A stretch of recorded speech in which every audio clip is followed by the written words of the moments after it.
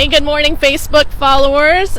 We are out here this morning for the Click It or Ticket initiative, and I have Sergeant Doug Mills with us, and he's going to tell us a little bit about what we're doing today, trying to give some heads up on some enforcement initiatives that we're doing, and also what the purpose of the Click It or Ticket program is. So, Sergeant Mills, thank you and for joining us this morning, and good morning. And tell us a little bit about what we're doing right now and where we're at. Okay, right now we're actually at the intersection of Massachusetts and US 98, really popular road here in Lakeland. What we're doing is we're looking for people that are violating the seatbelt laws, that aren't wearing their seatbelt properly or aren't wearing them at all, either the driver, passenger, or unrestrained children. Okay, and I think the Click It or Ticket is going across the state for the next 2 weeks, is that correct? That is correct. Okay, so this morning we're out here, and I know part of this initiative is also to probably, what's the goal of it? I'm thinking it's changing driver behavior, but what are some of the goals that you guys are looking to achieve? Oh, that's exactly what it is to change driver behavior to try to keep people safe.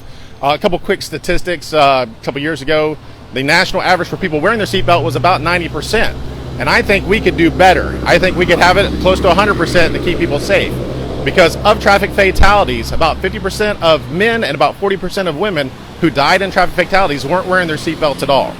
So our main goal out here is, again, for protection of people, save lives by educating people to change driver behavior to actually include their seatbelt in their daily routine when they get in their car. And so as part of the initiative, are you guys sticking to a singular location, or what are your plans over the next 2 weeks? Over the next 2 weeks, for myself and my traffic unit, we're going to actually spread out around the city. We're going to hit areas that are popular for crashes, such as large intersections like this. We'll hit other places, again, throughout the city to hit different locations, so we're not just stuck in one spot, because crashes don't happen in just one singular area. And I know, because we also receive feedback sometimes, and you are over the enforcement unit. What are some other things that you're looking for as part of this initiative? Well, anytime we're out and about, we're looking at other driver behaviors that could be corrected as well, such as speed, careless driving, weaving in and out. Anything that would potentially cause a crash, we're also looking for as well. And I know, sadly, your unit often responds to our very serious traffic crashes. And from someone who has to work a scene like that and sadly sometimes have to go do notifications with family, tell me why is wearing a seatbelt important, working on that end of the traffic investigation? Well, of course, as we've worked these traffic fatalities, and I've worked several, one thing that I have noticed is that occupants that typically are wearing their seatbelt have a higher probability of surviving the crash, which is the biggest goal. As a traffic supervisor, one of my least favorite aspects of my job is making that notification. So what we're hopefully accomplishing here today is to educate people, change that behavior, have them wear their seatbelts so I don't have to do that anymore. And we talked about people today will receive a citation if they're pulled over. So tell us what the citation is here in Florida if you are not wearing your seatbelt. The seatbelt violation here is $114 non-moving violation, which means there are no points associated with your license. However, it is a steep $114 fine. And does that fine increase if it is, say, a child that is unrestrained? It doesn't increase in terms of the amount.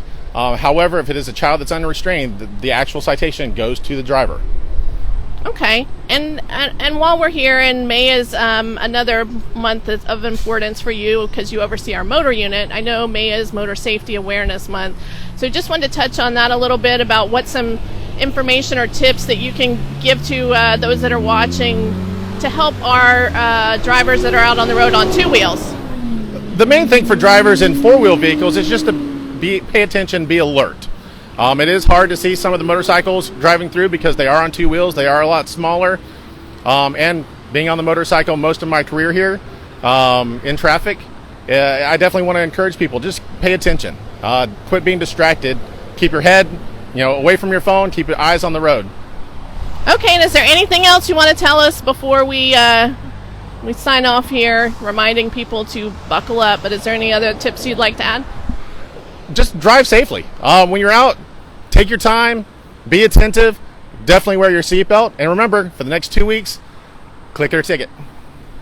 Thank you, Sergeant Mills. So you heard him. Again, we'll be out following them around throughout the next couple weeks as they continue with the Click It or Ticket initiative. So always buckle up if you're heading out in your vehicle.